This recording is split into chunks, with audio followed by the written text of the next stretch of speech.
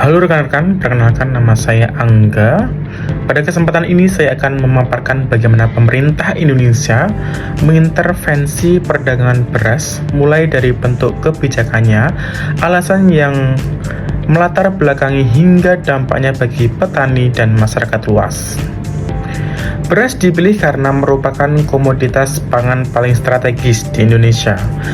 Makanan pokok bagi lebih dari 90% penduduk. Beras memiliki peran krusial dan ketahanan pangan dan stabilitas ekonomi nasional. Menurut Badan Pusat Statistik, rata-rata konsumsi beras nasional mencapai sekitar 100 kg per kapita per tahun. Fluktuasi harga beras terbukti sangat mempengaruhi inflasi pangan tanpa campur tangan pemerintah. Harga dapat melonjak saat panen gagal atau jatuh drastis ketika panen raya merugikan petani. Karena itu, negara hadir sebagai pengatur dan penyeimbang. Pemerintah Indonesia melakukan beberapa langkah utama. Yang pertama yaitu harga eceran tertinggi atau HET, menetapkan batas harga maksimal beras di tingkat konsumen. Yang kedua, tujuan perlindungan daya beli masyarakat dan mencegah spekulasi. Lalu peran Perum Bulog. Bulog membeli gabah petani saat panen raya dengan harga acuan pemerintah untuk mencegah kejatuhan harga. Bulog juga mengelola cadangan beras pemerintah atau CBP yang dipakai untuk operasi pasar, bantuan bencana, dan program bantuan sosial. Yang ketiga adalah pengaturan impor dan ekspor. Impor beras hanya dilakukan ketika stok nasional menipis. Melalui izin khusus Kementerian Perdagangan, kuota ekspor pun dibatasi agar ketersediaan dalam negeri tetap aman. Yang keempat adalah subsidi pupuk dan sarana produksi. Pemerintah menyalurkan subsidi pupuk untuk menjaga biaya produksi petani agar tetap kompetitif.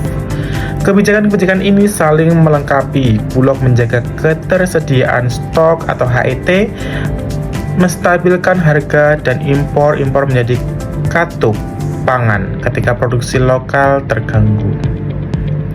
Alasan dan tujuan investasi mengapa pemerintah perlu turun tangan.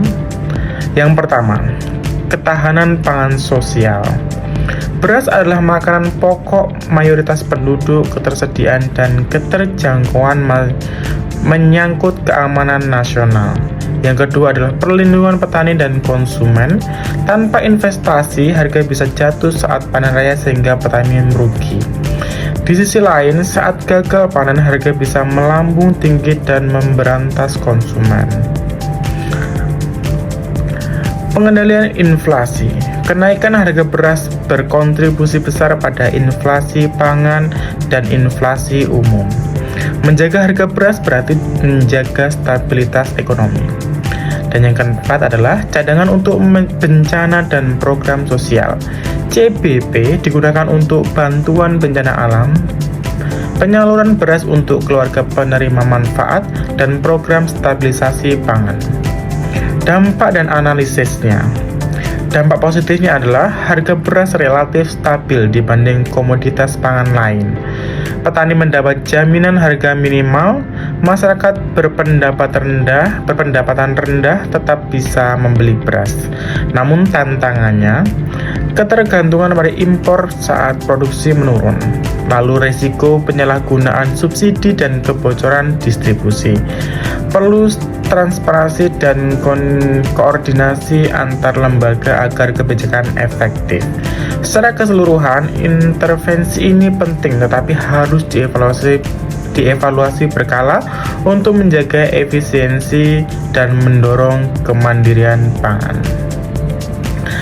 Sebagai kesimpulan, intervensi pemerintah dalam perdagangan beras bukan sekedar kebijakan ekonomi, melainkan langkah strategis menjaga ketahanan pangan, stabilitas harga, dan kesejahteraan petani sekaligus konsumen.